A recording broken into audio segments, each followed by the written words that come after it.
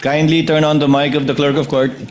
You, Melvin A. Matibag, do swear that the evidence you shall give in the case now pending between the Philippines and Vice President Cyrus Zimmerman Duterte shall be the truth, the whole truth, and nothing but the truth. So help me God.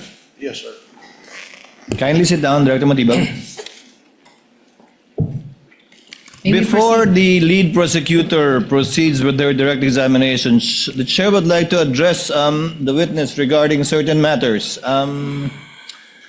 Director Matibag, the chair would like to remind and admonish you on behalf of the impeachment court to kindly avoid statements pertaining to individual members of this impeachment court. Without prejudice to any investigation you're undertaking, you may do so, but without need of issuing statements that may impinge upon the independence and or integrity of the court or the individual senator judges. And for this reason, for your information as well, Attorney Director Matibag, these statements made by Senator Judge Alan Peter Cayetano and Senator Judge Pia Cayetano last July 15, pertaining to statements made by you and the video presented in the impeachment court shall be referred to the Senate as a legislative body and referred to the appropriate committee, specifically the Rules Committee, for its proper disposition and for the matter to be taken up thereat, and not in this impeachment court. I hope you will hear and understand, Director Matibag, the Yes, Your reminder and the admonition of the chair. Yes, Your Honor. Thank you, Director Matibag. Lead prosecutor, the Honorable Luistro, you may proceed with your direct examination. Your Honor, we are offering the testimony of witness NBI Director, Attorney Melvin Matibag, to prove the following. 1. Siya ang kasalukuyang direktor ng National Bureau of Investigation.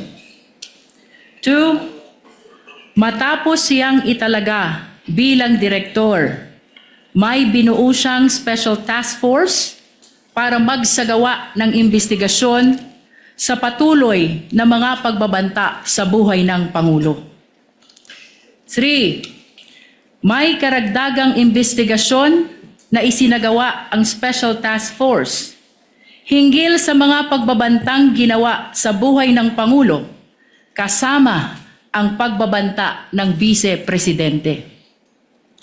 4. Ang pagbanta sa buhay ng Pangulo ay hindi lamang pagbanta sa kanyang buhay, kundi pagbanta sa pambansang seguridad.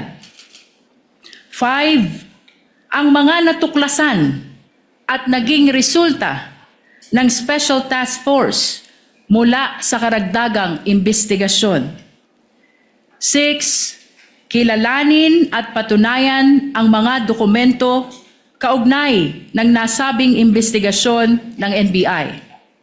7. Ang iba pang mga bagay na may kaugnayan at mahalaga sa nagaganap na impeachment trial ng Vice Presidente. Comments, Your Honor. Then, Your Honor, as to the first purpose, we are willing to stipulate, Your Honor, that Attorney Matibag is the current NBI Director. In the interest of expediting the proceedings, no need to propound questions on that. Number 2, as to the task force, Your Honor, we would have to object thereto on the basis of them being irrelevant. Your Honor, would just like to manifest for the record that such task force, Your Honor, was not part of the articles of impeachment as well as the impeachment complaint. There was no mention thereof, and this is tantamount to a new information.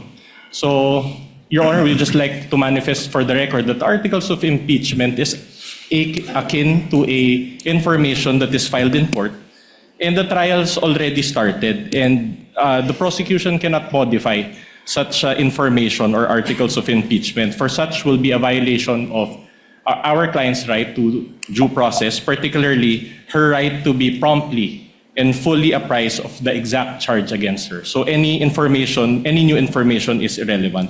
Number 3, same objection, Your Honor, because the good counsel mentioned karagdagang investigation. So it pertains also to a new information which is irrelevant. Number 4, we would have to object because the good counsel used the word banta, which is a conclusion of fact. She mentioned it twice. So we are objecting on the basis of it being conclusions of fact. Number 5, as to the special task force, same objection, Your Honor, considering that, again, there was no mention of such information, new information in the articles of impeachment. Number 6 and 7 are okay, Your Honor. Would the lead prosecutor care to respond? We would like to respond, Your Honor. The lady may proceed. Your Honor, maliwanag po sa naging banta ng Vice Presidente kaugnay ng November 23, 2024 na video. May kinausap siyang tao kaugnay ng kanyang banta sa buhay ng Presidente, ng First Lady at ng dating Speaker. Later, Your Honor, we will present that this special task force was specifically created for the purpose of furthering the investigation because of the possibility of seeing na hindi po mag-isa ang Vice Presidente sa bantang ito. In other words, Your Honor, the mention of special task force, including its creation at ang karagdagang investigasyon nito, passes the test of relevance. As a matter of fact, this is the very reason why we are presenting Attorney Melvin Matibag, the NBI Director, before the Honorable Impeachment Court. Your Honor, the defense likewise mentioned that special task force was not mentioned in the articles of impeachment. Nais ko pong ibalik ang naging desisyon ng kagalang-galang na impeachment court kahapon, kaugnay ng mga dokumento which pertains to acts and omissions prior to 2022 and acts or omissions which were not specifically mentioned in the articles of impeachment.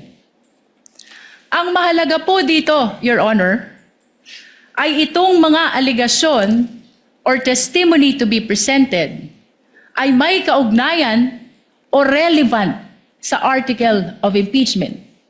It is not necessary that they be specifically mentioned in the articles of impeachment. Finally, Your Honor, they likewise raised the issue of due process of the respondent. It is very much apparent, Your Honor, since day one of our impeachment trial, the respondent is very well represented by her very much able defense panel. In other words, Your Honor, atin pong ibinibigay ang nararapat na due process sa respondent vice president in as far as this impeachment trial is concerned, kasama na po ang pagtestigo ni NBI Director, kaugnay ng Special Task Force at ang mga naging investigasyon nito. Just a short rejoinder, Your Honor. Counsel for respondent may do so before the chair makes a ruling on the offer and the comments to the offer. You may proceed, Attorney Binlon. Your Honor, considering that the prosecution mentioned dates prior to the appointment of Director Matibag, then we would also add as basis for our objection his lack of personal knowledge. Noted. Chair will now make a ruling. Chair reminds the lead prosecutor to skip the introduction and preliminary questions with respect to the witness being the current NBI Director, having been admitted by the counsel for respondent. Insofar as the phrase banta is concerned, Chair would like to remind the senator judges that that is indeed a conclusion which the prosecutors will seek to prove for our purposes. Tawagin na lamang natin o ituring na lamang natin ang mga pahayagang binitiwan ng ikalawang Pangulo. But lead prosecutor, kindly let the witness testify and characterize it as such if he will. but it should come from the witness and not from any of the counsel for the parties. As to the task force, the task force was formed on April 16, 2026, after the impeachment complaints have been filed. Although the impeachment complaint was filed before the Senate in May, the impeachment complaints were already filed prior to the formation of the task force. And as a last point, this, if at all, would show persistence, absence or lack of it, which is an element of the crime of grave threats, which the prosecution is seeking to prove. Again, not through their statements, but through the witnesses they will be presenting in the person today of Director Matibag. The chair will therefore allow the testimony, and the counsel for the respondent may object at any time with respect to the points he raised, and the chair will rule each time an objection is raised regarding that matter without prejudice. I'm already seeing what Attorney Vinloan will do because he's reaching for the mic. Without prejudice to the counsel, of course, making a continuing objection with respect to his observations to the offer, so that we would abbreviate the proceedings and he won't need to object each time, if at all, it is brought up. Would that be correct, Attorney? Yes, Your Honor, we register our continuing objection and everything subject to cross, Your Honor. Noted. The lead prosecutor may proceed. Your witness. Mr. Witness, pakisabi po ang inyong pangalan, edad, at iba pang pagkakakilanlan. Ako po ay si Attorney Melvin Matibag na kasalukuyang Director ng National Bureau of Investigation. Ang aming pong tanggapan ay may address na 9th floor Philinvest Cyber Zone Building, Diosdado, Macapagal, Pasay City. Nabanggit mo na ikaw ay isang abogado. Gaano ka na katagal sa nasabing propesyon? 29 years po. Saan ka nagtapos ng iyong abogasya? Sa Ateneo Law School po. Bago ang iyong abogasya, ano ang una mong inaral sa kolehiyo? Ako po ay nagtapos ng Bachelor of Arts, Major in Philosophy sa University of Santo Tomas. Pagkatapos naman ng abogasya, Mr. Witness, ano ang iyong inaral kung mayroon man? Nag-aral po ako ng Masters of Law, Major in Corporate and Finance Law sa Wayne State University, Detroit, Michigan, USA po. You are here as NBI Director.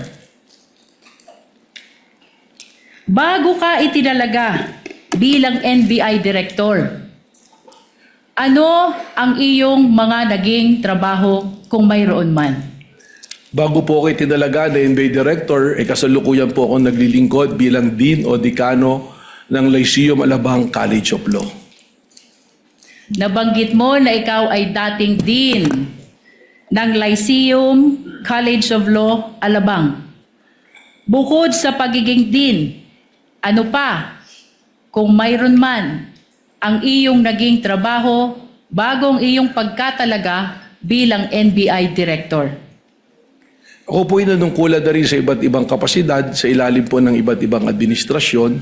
Una-una po rito bilang Director ng Laguna Lake Development Authority sa administrasyon po ni dating Pangulong Gloria Macapagal Arroyo. Nabanggit mo na ikaw ay naglingkod bilang Director ng Laguna Lake Development Authority panahon ng dating Pangulo, Gloria Macapagal Arroyo.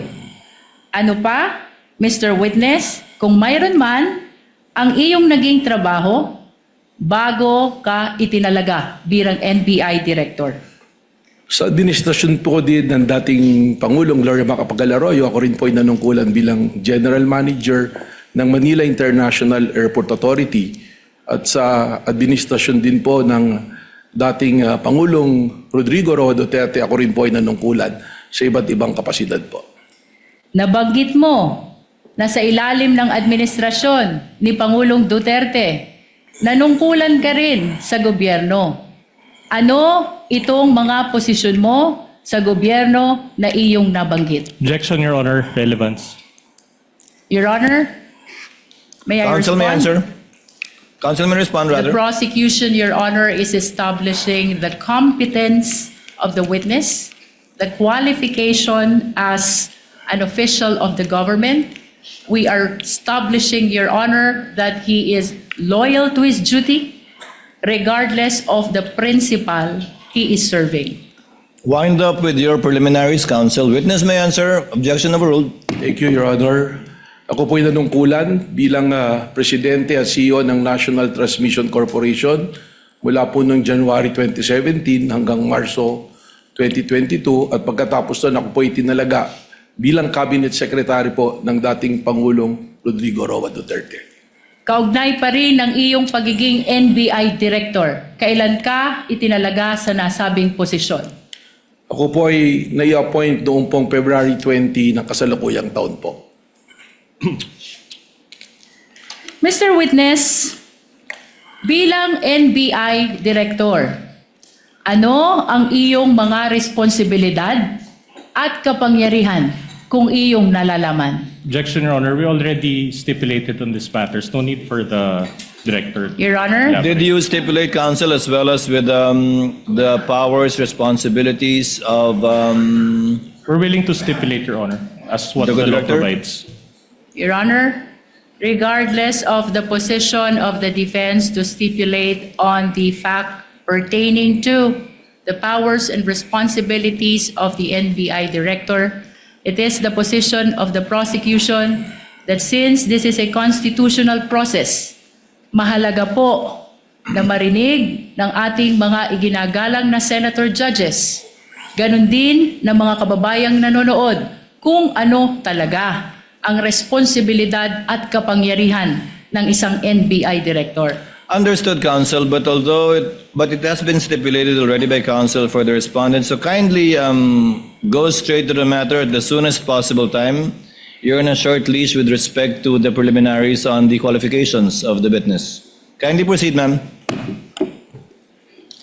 Mr. Witness, ano ang iyong mga kapangyarihan at responsibilidad kung iyong nalalaman?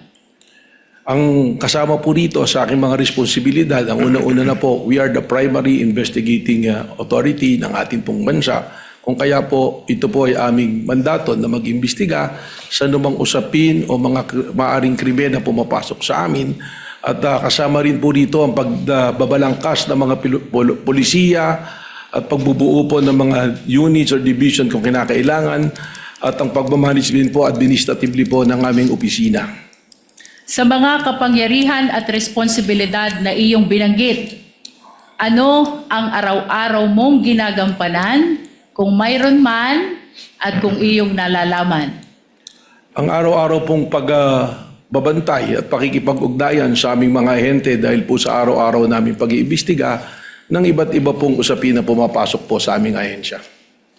Kaugnay pa rin ng mga binanggit mong kapangyarihan at responsibilidad, ano ang pinakamabigat mo na responsibilidad bilang NBI Director kung iyong nalalaman? Objection, Your Honor, calls for an opinion. Witness may answer. I think witness is competent enough to answer that question. Thank you, Mr. Presiding Officer. Ang akin pong hindi lamang po bilang primary investigating agency, kundi ang amin pong primerong ginagawa ay ang pagbabantay para po sa ating mga taong bayan at bantayan din po ng ating konstitusyon ay may patupad at siguraduhin na hindi po nagkakaroon ng kaguluhan at ligalig para ito po ay puksain, habulin at amin pong kung kinakailangan ay kasuhan ang mga taong lumalabag po sa amin pong mandatong binabantayan. Chair would like to remind the lead prosecutor to go into the meat of our direct examination already. I think we've heard enough of the preliminaries insofar as Director Matibag is concerned. Kindly May we proceed, ma'am. Your Honor. Mr. Witness, naririto ka upang tumistigo sa impeachment trial na ito. Ano ang pagkakakilanlan ng respondent sa impeachment trial na ito kung iyong nalalaman? Malinaw naman po na ang nasasakdal po sa impeachment trial na ito ay ang ating pong Vice Presidente na si Vice President Sara Duterte.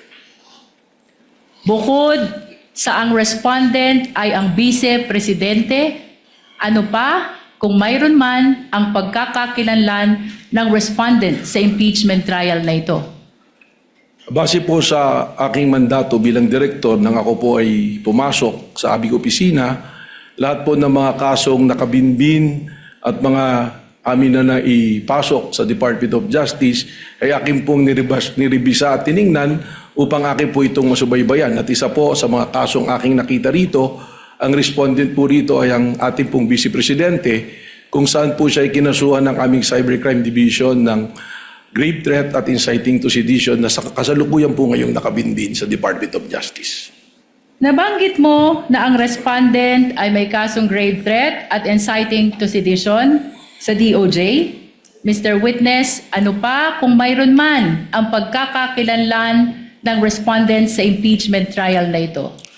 Ang ating pong Vice Presidente kasalukuyang ating pong subject sa ating continuing investigation dun po sa pagbabanta at plano na pagpatay po sa ating Pangulo, sa First Lady at sa dati pong Speaker of the House. Mr. Witness, may binanggit ka na continuing investigation ng NBI. Ano ang iyong ginawa kung mayroon man kaugnay ng ongoing investigation ng NBI na iyong binanggit? Tayo po ay nagtatag ng tinatawag ko ni Special Task Force po sa pamamagitan ng pag-create po ng isang administrative order kung saan bumalangkas po tayo ng mga miyembro ng aming pong opisina para sila po ang magtuloy ng investigasyon na ito at mag-monitor po ng mga kailangang gawin.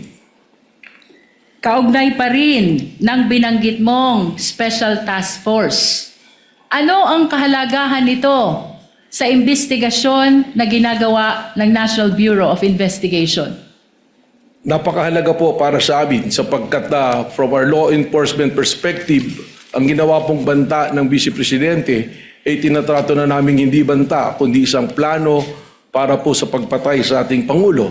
And that is a threat to the President which we consider also na threat po sa ating national security.